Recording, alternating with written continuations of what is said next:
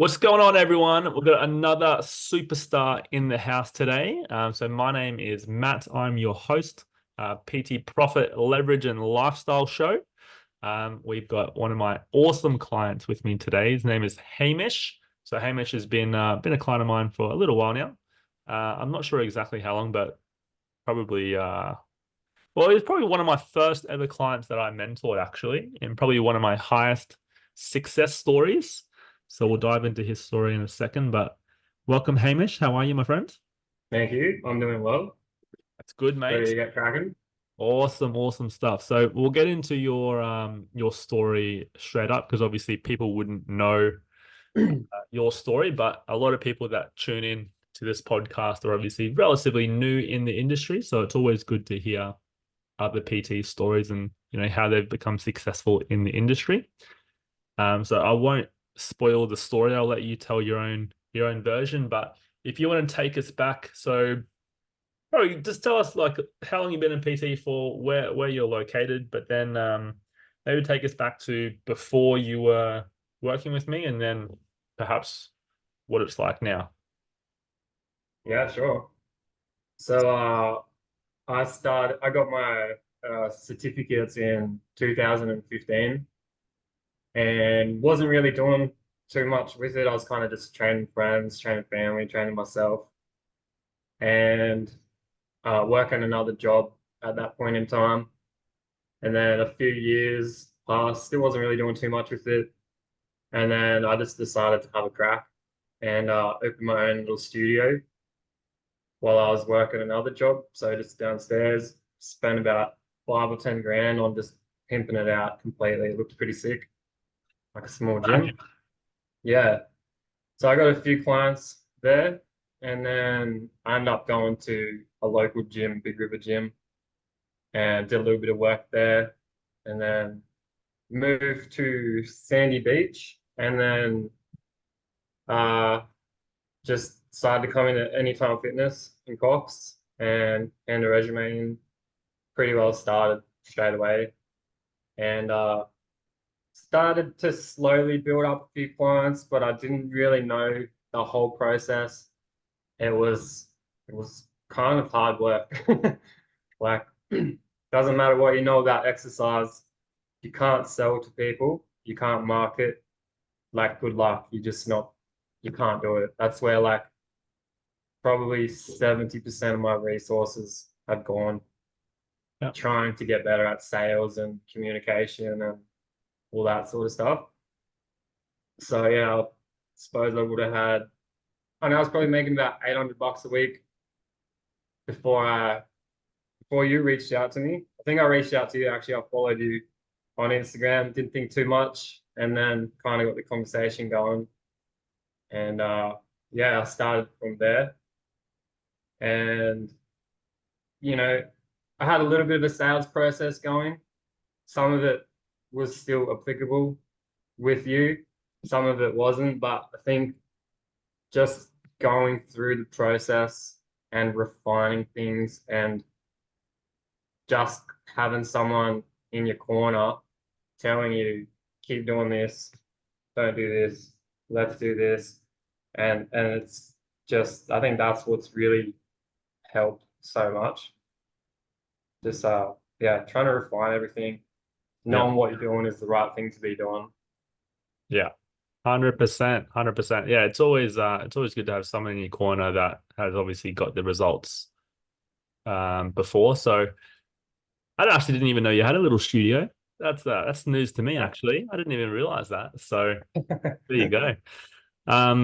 So yeah, so currently you're at Anytime Fitness, you're making $800 a week, which isn't too bad actually. Like it's not too bad as a PT. Like a lot of PTs struggle to make enough to pay the rent. Um, Yeah, I was pretty happy with it at the a time. lot, yeah, a lot of times. Yeah, at the time, a bit different now. Uh, so so tell us, like, obviously I know the results, but can you give the listeners a bit of a summary of where you're at now in terms of, I don't know, you can talk about income if you want, or sessions or income. Where are you at now in terms of your business? Yeah, so right now I'm just dead broke. can't do anything. No, I'm just kidding. So no, I do about 40 sessions a week on average. Sometimes a little bit more. Uh, that's not including consultations. And obviously hired a trainer as well. So he's doing about 12 sessions at the moment. So yeah, making some good Awesome. money now. Awesome. So that's Yeah, what's that? 52 sessions per week for your business. yeah, Boom. going well. So um so that'd be almost getting pretty close up there to almost 4,000 a week. Because your pricing is 75, right? Yeah, I still have older clients on the old pricing, and most of Oh them yeah. have been with me for like uh ages, like over a year, a lot of them. Yeah. So, like you said before, I've really seem to have really good retention with all my clients. Yeah, So, I do want to dive into that. So Hamish was telling me before we jumped on that he's only lost two clients in the last 12 months. So we're going to dive into how it's possible because like I've experienced this myself being a PT in the industry for the last 4 years. People do tend to come and go. But Hamish obviously has a different side of that. So we'll dive into that in a second. But one thing that you kind of skipped over a little bit. You kind of threw it under the radar a little bit. You hired a trainer, which is super exciting. Sorry. yes. So obviously you're fully booked now. Now you're leveraging your time a little bit to, obviously keep growing your income, but then, not having to do the actual PT sessions yourself. So what's it like to, obviously be fully booked yourself plus having a trainer as well? Yeah, it's good. Obviously, like you said, I can leverage my time a bit better, and which allows me to spend more time working on my business instead of in my business. Because like the most valuable thing to me right now is time. I have more resources than I do have time, so it's pretty critical to try and maximize on that. But obviously, I could also try and hand over some clients as well to Lucas, but I love all my clients. So Right. I have decided not to do that. And yeah, obviously, if I wanted to, I could easily gain back another 20 hours a week and still make some really good money and then work on other things. So it's definitely a great opportunity to have someone working for you. Yeah, for sure. And it's good that you've obviously got that choice as well. If you like, you can obviously, as you said, you can obviously leverage your time straight away. If you wanted to, you could, hand over half your sessions pretty much straight away because you've got the systems in place to be able to do that. But it just goes to show you've got really good relationships with your clients because you've obviously got a really high retention. So let's dive into the retention side of things, because that's obviously a huge part of growing a PT business. Because obviously you learned a lot of stuff around sales and marketing from me as well. But it's one thing to be able to sell your services, but at the same time, if you're not getting client results or whatever, and if they leave, you're constantly having to keep selling and selling and selling, and then your income doesn't really grow, which is obviously probably the reason why we grow so quickly with you. Like to get from 800 a week to over 3,000 a week in 6 or 9 months, however long it's been. We it made it a lot easier having a high retention. So, have you got anything that comes to mind in terms of perhaps the reason why you've got such a high retention? It 100% comes down to shitty jokes. No, no, no. No, just making people feel good, making people feel comfortable, being able to have good conversations with people and just like enhance their experience while they're at the gym. I could stand next to them and say, this is how much weight we're doing, this is how many sets we're doing. But it's it's just about, connecting with people, I suppose. And, people like working with people that they know and trust. And I think it just comes down to that, just being people's friends and people just click with that. And that's, like some people, I think they pay me because they just want to hang out with me some days. Obviously, I get them really good results, Yeah. but that's kind of how smooth it is for me at the moment, which is obviously pretty awesome. Yeah, that's epic. Yeah, I think I can relate to that a little bit as well because a couple of clients come to mind that I currently train that they well sometimes they don't even care about the results anymore. They just literally come in to catch up and obviously like they still you still train them, of course. It's like you just go have a coffee and get paid to have a coffee or anything. So you still obviously Mm. training them, but you've got that relationship that you built over a long period of time. I'm curious from your perspective, how do you build those relationships though? So it's one thing to obviously get the relationships, etc., but how do you actually build those relationships apart from the shitty jokes? Personally attacked. Um, just learning about people, asking questions. I ask so many questions. People probably don't. I don't know. I have mixed reviews. Some people hate how many questions I ask, but I'm always asking questions about people. Um, and I write stuff down. If they tell me something that I should probably remember, maybe their interests, what they're doing on the weekend before I go into their program. They'll just have a little note there, and it'll just refresh my memory about kind of what's going on in their life at the moment. And Nice. yeah, we can just talk about that. Yeah, it's like a mix, you know what I mean? Like a mix of what's going on in their life, good communication, but also keeping them accountable while they're in the session and going through what they're struggling with the week, uh, how their check-ins are going, where's the weak link, and giving them some actionable advice to focus on before their next session. Yeah, nice. Obviously, cover a lot in your session then as well, by the sounds of it. But question on that then. So that's interesting actually that you write stuff down. Because I actually don't do that. I try and remember everything. So that makes sense to write it down. Do you think there's a fine line between asking too many sessions so that they don't complete the workout? Because I find a lot of people, like my clients, will try to get me talking a lot more so they have more of a rest between sets. So how do you still have enough control? Like obviously, if you're asking questions, you've got a lot more control than someone else that's answering it. But how do you have that balance where you're still obviously building rapport, asking a lot of questions to build the relationship, but also still fatiguing them enough that they're getting results in their session? Yeah, well, everyone's got their own little quirks where they try and buy rest time. Yeah. You just got to find out what it is for everyone. But because I am quite busy as well, I'll make it quite clear when I want them to do their next set, and they'll know when they need to do it. If they choose to keep talking and kind of buying that little rest time, the sessions still only go for 45 minutes. So because I'm too busy, I can't kind of just hang around.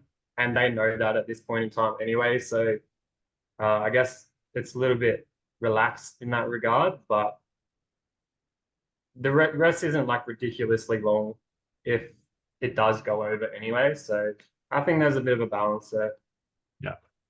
So it sounds like it obviously comes down to expectations as well. So if you set the expectation that, the session's 45 minutes and, it's 45 minutes, it's not 48, 49 minutes. So, we got to get cracking. Uh, Hmm.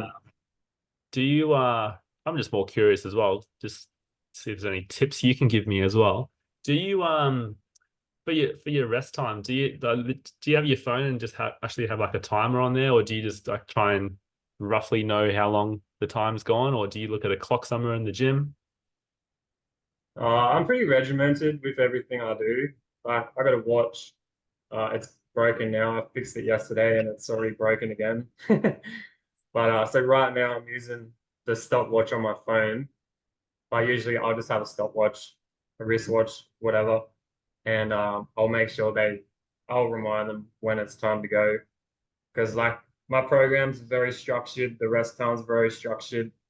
I write down notes when I need to, like whether it's the exercise order has changed slightly because someone else is using the equipment. Therefore, I know next week or this week that they're probably a little bit weaker in that exercise than they should be. So then when I do come in next week, I'm not like, why has this person lost so much strength? I'm like, oh, well, this explains it. No big deal. Now let's keep moving through the program. Yeah, no, that makes sense.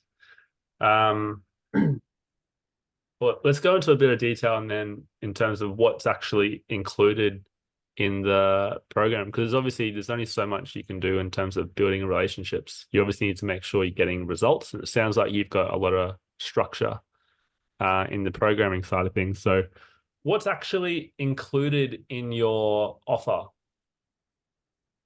Lots. Sounds it. Give us some of the things that's included, or specifically that you think would help towards retention.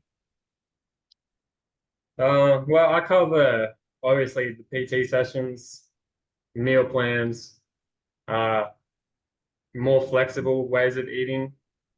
Um, yeah, your weekly check-ins that, like cover nutrition, fitness, accountability, uh, some questions about their lifestyle so I can get a gauge on where their weak link is. Yeah, training programs, update the programs as needed.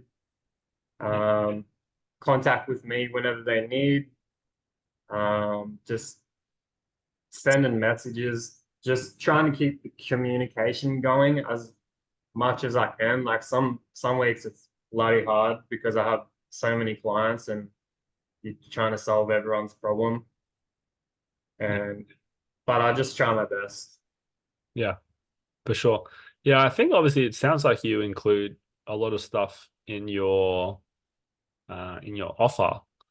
So I suppose we might just touch on this.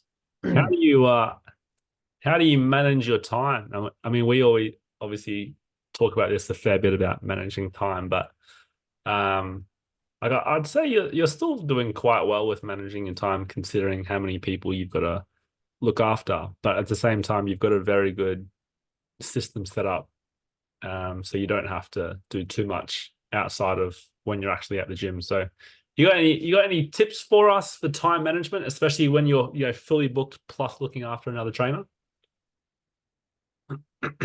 Uh, Time management tips.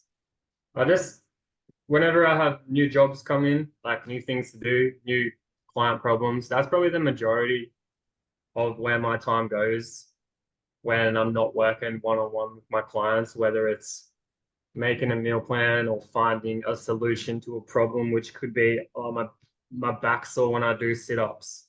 So I just try and find out the answer and then incorporate that into their plan, or whether it's trying to count calories for them. Essentially, my tasks build up, and then when I've got some time, I just open my task list and I find what's the most important one or who's been waiting the longest to get this solution or this problem solved. And I just spend my time there. Some things are more important than others, but like my schedule is just pretty hectic, so I just do the best. I don't really have a magic time management secret. I just kind of do what I can when I can. Yeah. Sounds like obviously your clients appreciate it as well because they understand you're so busy. So they're Mm. probably you know they'll obviously message where possible, but at the same time, like I feel like a lot of the stuff in terms of client problems, a lot of the stuff you can probably solve their problem during sessions as well. There shouldn't be too much extra time outside of the session that you should be spending. Like I know obviously they get access to you behind the scenes, but yeah, I feel like everything can Yeah, be solved during the session. yeah, for sure. And for some people it is. But you got those clients where they leave the session and you've talked about some things, but a week or 2 weeks or 3 weeks go by and it's still the same problem. So, I might set an alarm on my phone for like 6 o'clock in the morning because Bryony needs to get out of bed and go do a swimming that she said she was going to do the day before.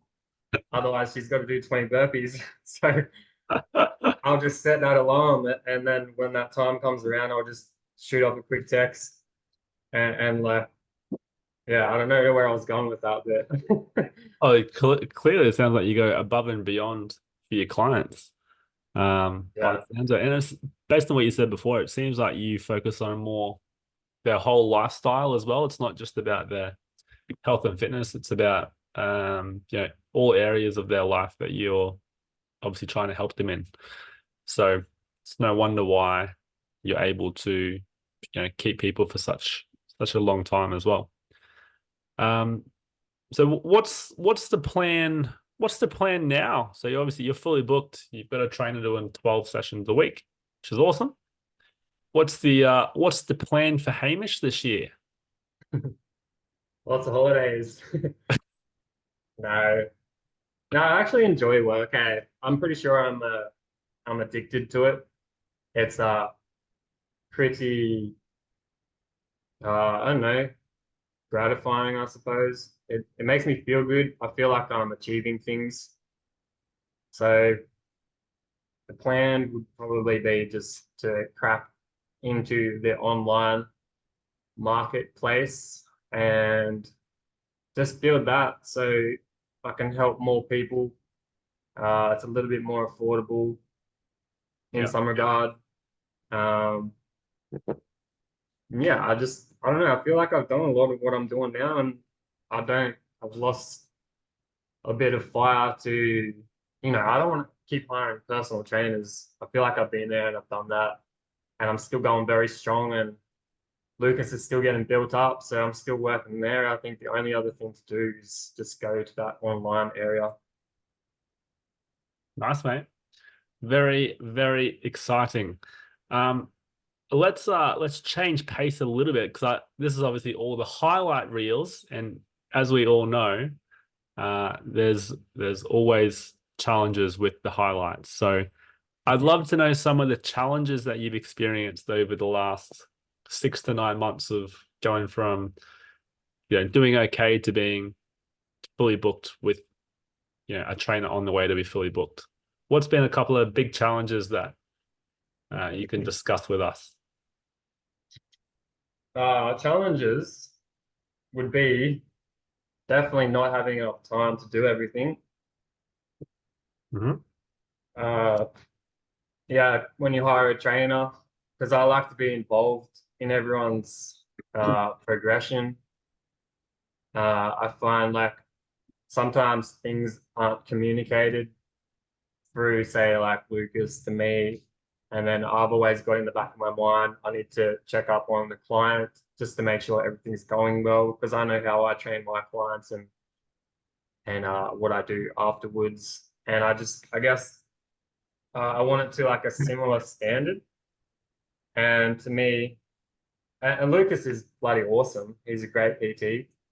I think it's just that unknown aspect of like you don't really know what's going on, because sometimes I have people message me saying I need to reschedule and all this sort of stuff, but I have no control over his schedule. So then I've got to, it's like a double communication with a lot of things that I think is a bit unnecessary and very time consuming, and it just adds that extra bit of stress as well. Yeah, can Um, completely relate because like I'm the same when when I had 12 trainers. Imagine what 12's like. If this is what it's like at one. 12, yeah. 12 at once with 6 locations. So I was the same. Like I, once that we had over 150 clients, not session 150 clients that we were looking after at once. So can completely relate to that because communication is like the key thing to running a team. And if there is clear communication between client and trainer or client trainer and owner of the business, then it's a lot smoother sailing. So I think obviously that's one thing that we're still working on each week in terms of communication between you and Lucas and stuff. So Mm. definitely a big challenge. What about, was there any challenge that you had? Like I know obviously you grew relatively fast, to be honest. Was there any challenges that you faced with marketing or sales, or was that pretty, or not easy, but um, was it pretty straightforward? Yeah, like there was a lot of challenges. I'm sure you've heard about them. I don't know if you remember them in our group calls. I don't even remember half of them, to be honest, but I know they were always there. I suppose objection handling was a big one, Yes. and just trying to isolate problems and challenge people a little bit because you got to get comfortable being uncomfortable in that regard because you know people, if they're not emotional and they don't really care about what you're talking about or the result, you're not really going to sign them over, and they're not going to get any benefit out of it, and they're usually just going to come to the gym 3 or 4 times and they're going to leave again. So Yeah. just sales and conversations and objection handling, just trying to work that out. That was a big problem because I never had any objection handling the way that you told me to isolate certain problems. So that was a big help. Yeah. Yeah, it's a big thing. Hey, I think yeah, as you said at the start, if you don't know how to sell your service or your product, then you don't really have a business at all. Doesn't matter how good you are at training someone or you're the strongest person. It's irrelevant when you're building a business. So you need to be able to market and you need to be able to sell the service. So yeah, I completely agree. I think objection handling is huge for all PTs really, because they don't get taught that in the course. They might teach you the basics of how to present a pricing offer to someone, but what happens if they're not confident enough or they don't trust you enough, or as you said, they're not in that emotional state to make that buying decision. So how would you actually do that? So it takes a lot of practice and a lot of skills. So um, if for people listening, there's an episode that I did. I think the third episode that I did was actually how to get an 80% conversion rate in your sales consultation. So if you haven't watched that, chuck that a listen, because it's one of the reasons why Hamish has been able to scale up so fast and is continuing to scale up as well. But that was a really awesome conversation. So if people want to follow along your journey, Hamish, where can they find you? Are you on Instagram, Facebook, TikTok? Where can people find you? I'm just on Instagram. Inst- It's at hamish.bancroft.